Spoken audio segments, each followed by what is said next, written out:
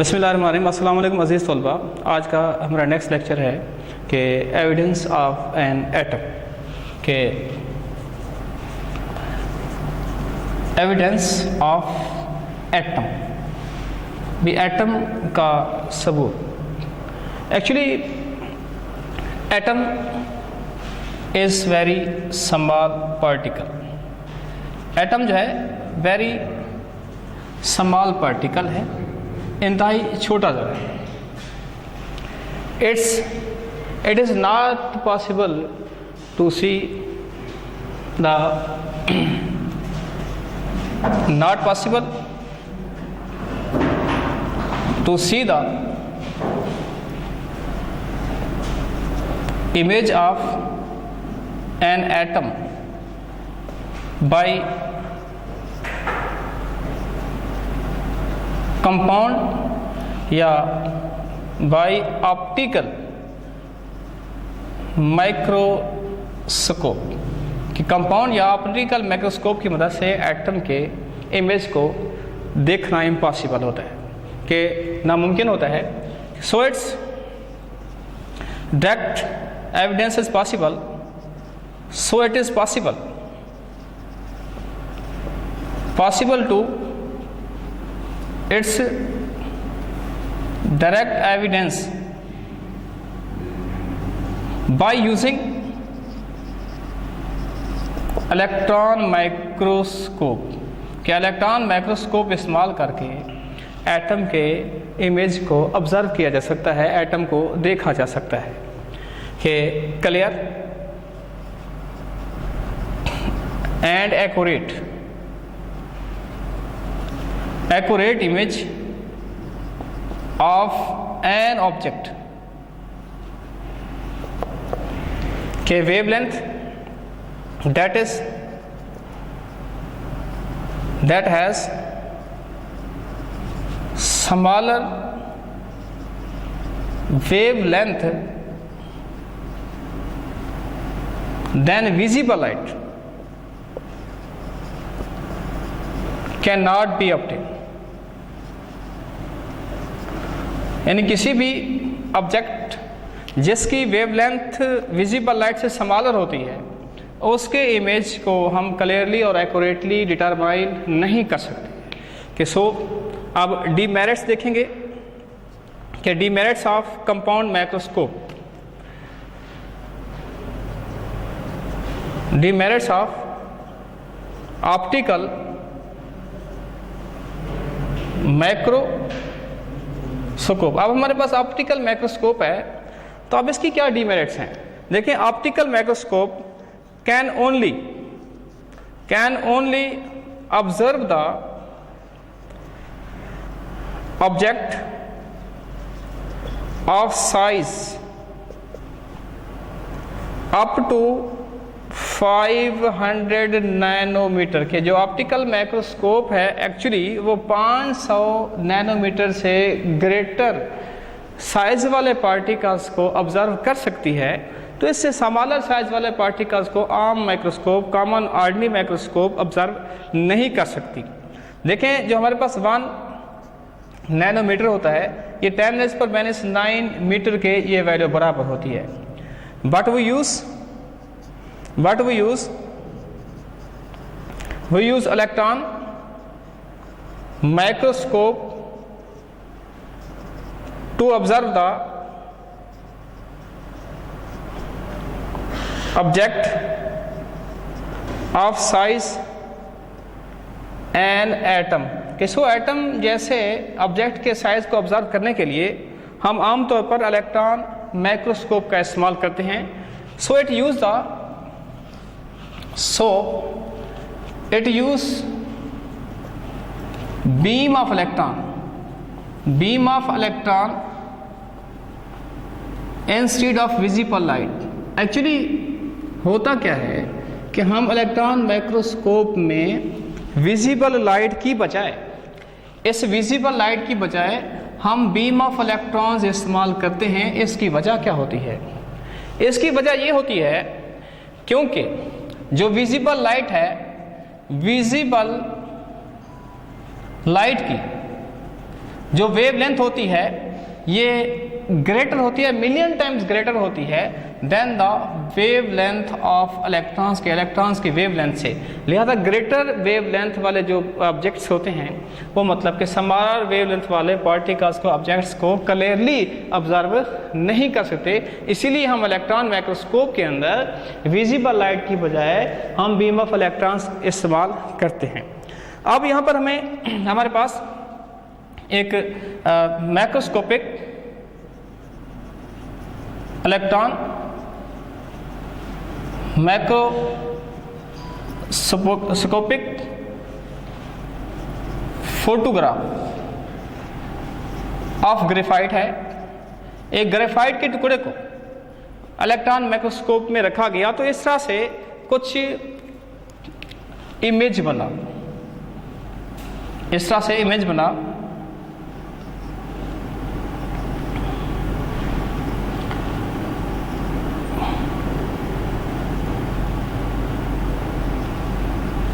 और इस इमेज में एक्चुअली ब्राइट बैंड्स हैं। Bright bands are the layer of carbon, layer of carbon. कि ये जो इमेज मैंने एक सामने स्केच इमेज बनाया है, एक्चुअली ये इमेज जो है ये एक ग्रेफाइट के सैंपल का है, जिस सैंपल को इलेक्ट्रॉन माइक्रोस्कोप में रख के ऑब्जर्व किया गया। और ये आमतौर पर इस इमेज को 15 मिलियन टाइम मैग्नीफाई, इसे 15 मिलियन टाइम मैग्नीफाई करके दिखाया गया। मैग्नीफाई का मतलब होता है इसे 15 मिलियन टाइम बढ़ा करके दिखाया गया। 1 मिलियन होता है 10 लाख के बराबर, यानी इसे 15 मिलियन टाइम यानी 1.5 लाख दफ़ा इसे बढ़ा करके दिखाया गया। मीन कि इतना छोटे से छोटा पार्टिकल होता है जिसे आमतौर पर देखना नामुमकिन होता है। ना ही हम कंपाउंड या ऑप्टिकल माइक्रोस्कोप की मदद से देख सकते हैं, बल्कि इसे इलेक्ट्रॉन माइक्रोस्कोप की मदद से देखा जा सकता है। और इसके बाद हमारे पास है कि X rays study, X ray study of atom. अब एक्चुअली 20वीं सेंचुरी के अंदर, 20वीं सेंचुरी में एटम को एक्सरे स्टडी, एटम की एक्सरे स्टडी की गई, जिसमें ये इंफॉर्मेशंस गेन की गई कि जो एटम का डायामीटर होता है, एटम का डायामीटर 2 × 10⁻⁻10 मीटर या के 0.2 नैनोमीटर के बराबर। क्योंकि हमें पता है कि जो हमारे पास 1 नैनोमीटर वैल्यू है ये 10⁻⁻9 मीटर के बराबर होती है। तो लिहाजा हम 2 × 10⁻10 मीटर को 0.2 नैनोमीटर के इक्वल हम लिख सकते हैं। और इसके साथ ही कि जो मास रेंज है,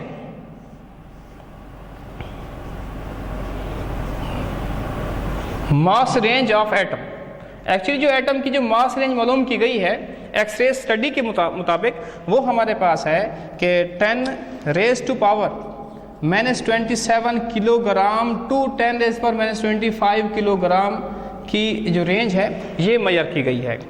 और इसके साथ जो यूनिट होता है, unit to represent the mass, कि इस मैस को रिप्रेजेंट करने के लिए जो यूनिट यूटिलाइज होता है इज एटॉमिक मास यूनिट, उसे हम AMU कहते हैं। और एक्चुअली ये जो 1 AMU होता है कि 1 AMU is equal to 1.66 × 10⁻⁻27 kilogram भी इसे लिखा जा सकता है, या हम इसे लिख सकते हैं कि 1.661 × 10⁻24 ग्राम भी लिख सकते हैं, या इसे लिख सकते हैं मतलब मुख्तलिफ यूनिट्स के अंदर कि 1.661 × 10⁻21 मिलीग्राम, यानी इसे हम मिलीग्राम में भी लिख सकते हैं। मीन कि ये 1 AMU की वैल्यू होती है। एक्चुअली बताने का मकसद ये है कि कुछ ऑब्जेक्टिव्स आ जाती हैं इस तरह की, जिसमें हमें ये क्लियर करना ज़रूरी होता है। और इसके साथ ही कि ये वैल्यू कैसे आती है ये भी हमें पता होना चाहिए। हम इसे प्रूव करेंगे, प्रूव दैट कोई शॉर्ट क्वेश्चन पूछ सकता है और हमें ये इंफॉर्मेशन होनी चाहिए कि 1 AMU is equal to 1.661 cross 10 raise पर माइनस 27 किलोग्राम कैसे आती है ये वैल्यूज।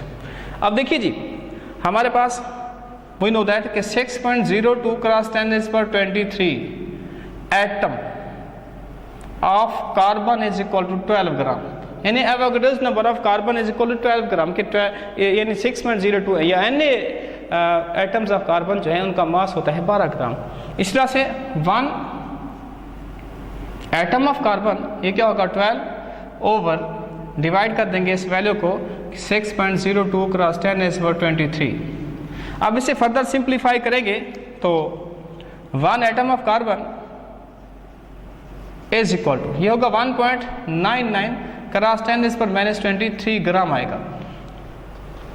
अब इस वैल्यू को फर्दर हम क्या करते हैं कि मालूम करते हैं कि अब 1/12 मास ऑफ कार्बन, अब हमने कार्बन का 1/12 मास मालूम करना है तो ये किलोग्राम होगा। 1/12 मास जो होता है ये 1.99 क्रॉस 10 रेज पर माइनस 23 ओवर डिवाइड करेंगे किस पर, बल्कि ये ग्राम होगा तो इसे माइनस 24, अच्छा ये माइनस 23 ओवर 12 यानी 1/12 मास ऑफ कार्बन, इसे भी 12 पर डिवाइड करेंगे क्योंकि हमने 1/12 मालूम करना, ये 1 का है ये 1/12 का। अब इसी तरह से ये होगा 1/12 होता है 1 AMU, 1/12 मास होता है क्योंकि एक कार्बन के अगर हम 12 हिस्से कर लें, ये कार्बन है इसके हम करते हैं 12 पार्ट्स, इसके 12 हिस्से कर लेते हैं। अब इसका जो एक हिस्सा होता है ये कहलाता है 1 AMU, इसे कहते हैं 1/12 मास ऑफ कार्बन 12, यानी कार्बन 12 का 12वां हिस्सा वो ये होता है, तो इसीलिए हमने लिखा है कि इसे 1 AMU कहा जाता है। तो 1 AMU बराबर है, अब इसे यहाँ पे लिखेंगे, इसकी वैल्यू यहाँ पे जो ड्राइव हुई है वो हमारे पास है 1.661 क्रॉस 10 रेज पर माइनस 24 ग्राम। अब इसे अगर किलोग्राम में कन्वर्ट करना चाहते हैं तो 1000 पर क्या करते हैं डिवाइड करते हैं, अगर मिलीग्राम में मतलब कि हम इसे चेंज करना चाहते हैं तो 1000 से मल्टीप्लाई कर दें, ठीक है। अगर इस AMU को हम कन्वर्ट करना चाहते हैं किलोग्राम में 1.661 क्रॉस 10 रेज पर माइनस 24 डिवाइडेड बाय 1000 तो ग्राम किस में कन्वर्ट हो जाएगा किलोग्राम में, तो यहाँ पर मीन के 1000 पर जब डिवाइड करेंगे तो -24 की बजाय यहाँ पे -27 किलोग्राम हो जाएगा, -27। अब इसी तरह से 1 AMU जो है 1.661 क्रॉस 10 रेज पर -24, अब 24 ग्राम है, इसको हम मिलीग्राम में कन्वर्ट करना चाहते हैं।